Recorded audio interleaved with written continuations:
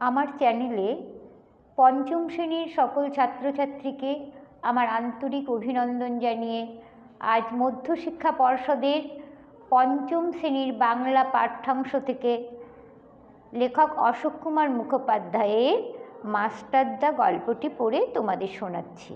তাহলে শোনো। মাস্টারদা, অশোক কুমার মুখোপাধ্যায়। সাংঘাতিক কাণ্ড। চট্টগ্রাম শহরের অল্প বয়সী কিছু ছেলে এক মাস্টারদাদার বুদ্ধিমতো ইংরেজ পুলিশের সঙ্গে লড়ে তাদের গোলাবারুদের ভাণ্ডারটিকে দখল করে নিয়েছে।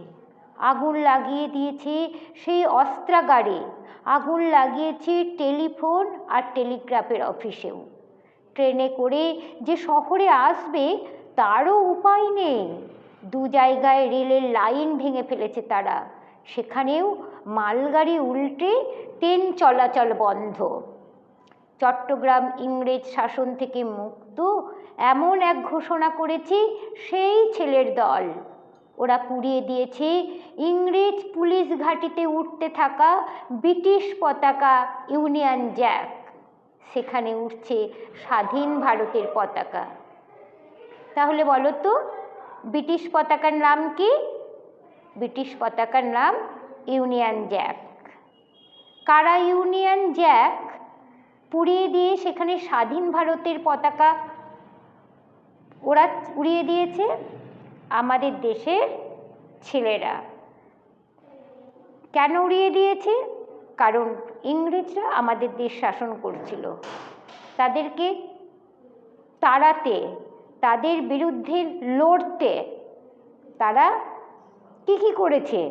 তারা গোলা বারুদের ভাণ্ডারটিকে দখল করেছে, আগুন লাগিয়ে দিয়েছে অস্ত্রাগারে, আগুন লাগিয়ে দিয়েছে টেলিগ্রাফ আর টেলিফোনের অফিসেও। রেল লাইন উপড়ে ফেলেছে, সেই জন্যে ট্রেন চলাচলও বন্ধ। দেখো, এবার ভারতবর্ষ শাসন করতে এসে ইংরেজরা বোধহয় এমন মার এর আগে খুব কমই খেয়েছে। তারা মনের সুখে রাজ্যপাট চালিয়েছে এতদিন।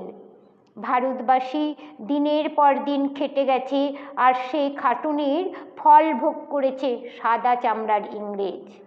প্রতিবাদ করতে গেলেই এদেশের মানুষের কপালে জুটেছে অত্যাচার।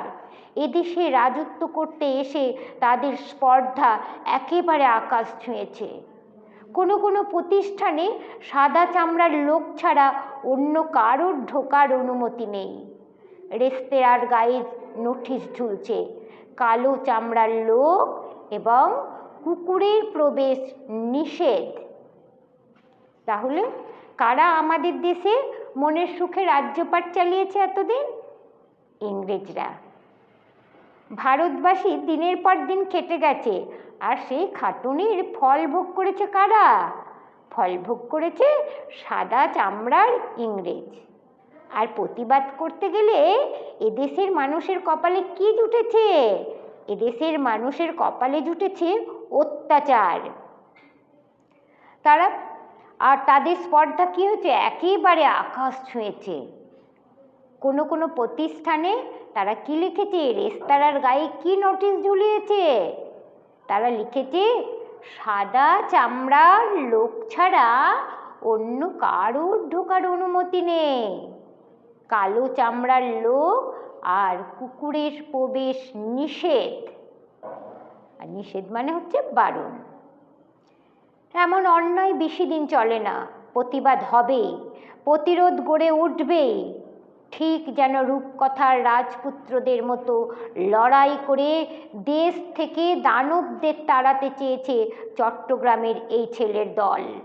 তাদের মনে হয়েছে ভারতবর্ষের একটা জায়গায় যুদ্ধ করে যদি ইংরেজদের তাড়ানো যায়, সারা দেশ জেগে উঠবে। আর সকলেরই তখন মনে হবে, তাহলে তো আমরাও এমনভাবে লড়াই করে ইংরেজদের অত্যাচার বন্ধ করতে পারি, তাদের তাড়াতে পারি। দেশ আমাদের মা, সেই ভারত মাতাকে ইংরেজ দানবের কবল থেকে মুক্ত করতে পারি। এই ছেলের দলকে দেশের কথা বলে, খেলাধুলো, বন্দুক চালানো শিখিয়ে ইংরেজদের বিরুদ্ধে লড়বার উপযুক্ত করে গড়ে তুলেছেন এক অঙ্কের শিক্ষক, তাকে সবাই মাস্টারদা বলে। তাহলে ইংরেজদের বিরুদ্ধে লড়বার উপযুক্ত করে গড়ে তুলতে চেয়েছেন কে? এক অঙ্কের শিক্ষক। তার নাম কি? তার নাম মাস্টারদা। ছেলের দলকে কি বলেছে? ছেলের দলকে দেশের কথা বলে, খেলাধুলা, বন্দুক চালানো শিখিয়ে ইংরেজদের বিরুদ্ধে লড়বার উপযুক্ত করে গড়ে তুলেছেন। কি মাস্টারদা?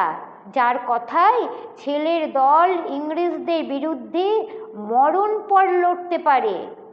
চট্টগ্রামের মানুষ জানে এই রোগা সাধারণ চেহারার ধুতি পরা মানুষটির নাম সূর্য সেন, যাকে আমরা বলি মাস্টারদা সূর্য সেন। তাহলে বলো তো, মাস্টারদা কেমন দেখতে ছিলেন? মাস্টারদা দেখতে ছিলেন রোগা, সাধারণ চেহারা আর ধুতি পরা। কেমন মানুষ এই মাস্টারদা? সবাই কেন তাকে এত সম্মান করে?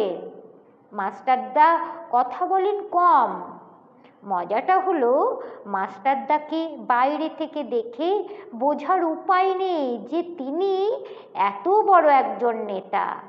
তার পোশাক খুবই সাদাসিধে, বাঙালির ধুতি পাঞ্জাবি বা ধুতি শার্ট, রঙিন জামা পরেন না।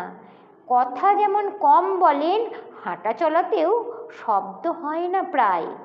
তার বাড়ির লোকজনেরা বলেন খড়ম পায়ে হাঁটলেও তার খটখট আওয়াজ শোনা যায় না। তাহলে বলো তো, মাস্টারদাকে বাইরে থেকে দেখে বোঝার উপায় নেই। কি দেখে বোঝার উপায় নেই? যে তিনি একজন বড় নেতা। তার পোশাক কেমন ছিল? পোশাক ছিল খুবই সাদাসিধে, যেমন বাঙালির ধুতি পাঞ্জাবি বা ধুতি শার্ট। তিনি কথা কেমন বলেন? তিনি খুব কম কথা বলেন। আর তার বাড়ির লোকজনেরা কি বলেন? বাড়ির লোকজনেরা বলেন খড়ম পায়ে হাঁটলেও তার খটখট আওয়াজ শোনা যায় না। এই যে মানুষটি চুপচাপ যার ধরন, তিনি কি করলেন? এত ছেলেকে ভারতের মুক্তির নেশায় খেপিয়ে তুললেন, রাইফেল বন্দুক নিয়ে ইংরেজদের বিরুদ্ধে লড়লেন। এ ভারী আশ্চর্যের কথা।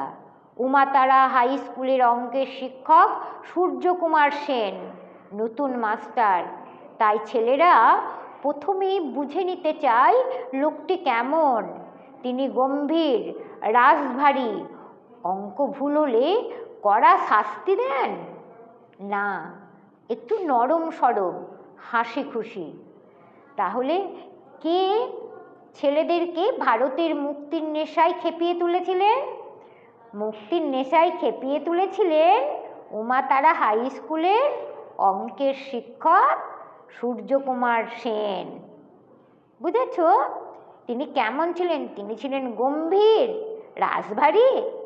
না, তিনি গম্ভীরও ছিলেন না, রাশভারীও ছিলেন না। তাহলে অঙ্ক ভুল হলে কড়া শাস্তি দেন না, অঙ্ক ভুল হলেও তিনি কড়া শাস্তি দেন না। তিনি ছিলেন একটু নরম সরম, হাসি খুশি। ছেলেরা অবাক হয়ে দেখল এই মাস্টার মশাই বন্ধুর মতো হাসি মুখে ছোট বড় সবার সঙ্গে মেলামেশা করছেন। তাহলে ছেলেরা অবাক হয়ে কি দেখলো? ছেলেরা অবাক হয়ে দেখলো এই মাস্টার মশাই কিন্তু রাশভারী নন, গম্ভীরও নন, অঙ্ক ভুল হলে কড়া শাস্তিও দেন না। কি করেন?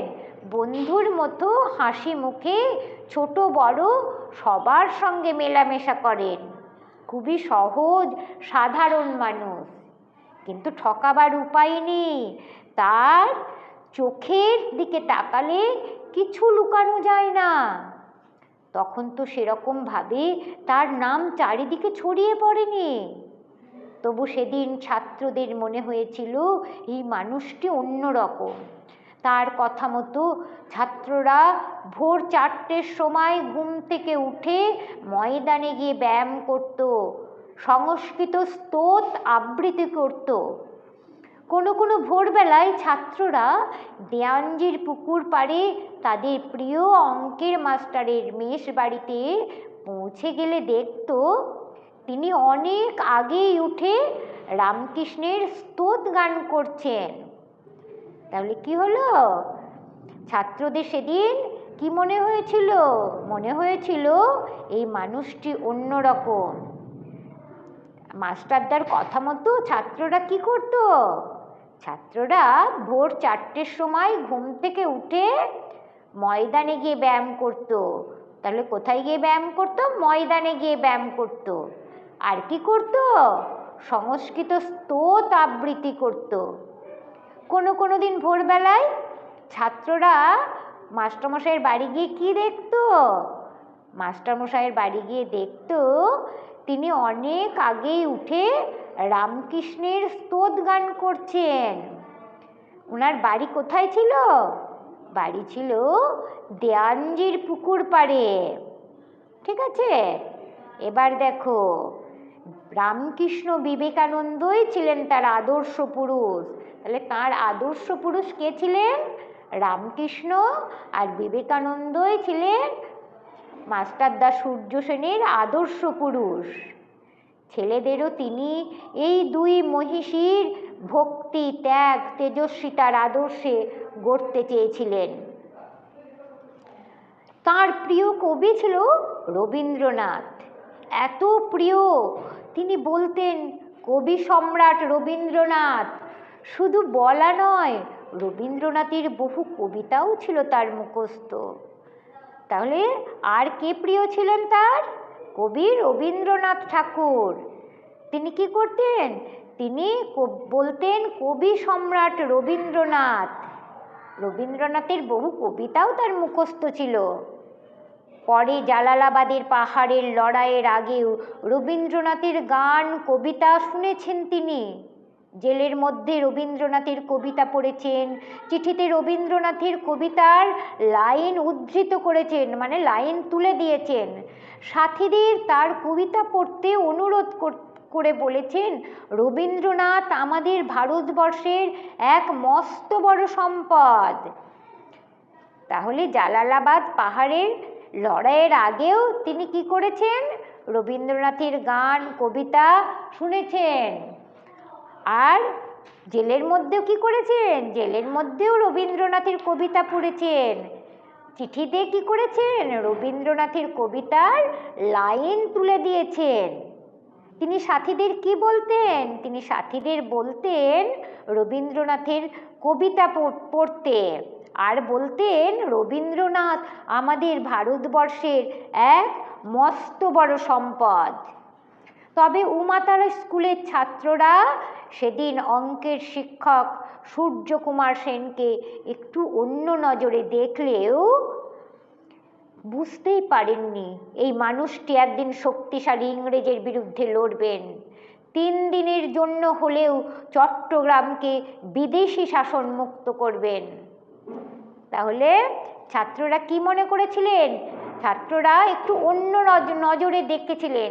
ছাত্ররা বুঝতেই পারেনি যে এই এত সাধারণ এই মানুষটা একদিন এই যে শক্তিশালী ইংরেজ তাদের বিরুদ্ধে লড়াই করবেন, আর 3 দিনের জন্য হলেও তিনি চট্টগ্রামকে বিদেশি শাসন মুক্ত করবেন।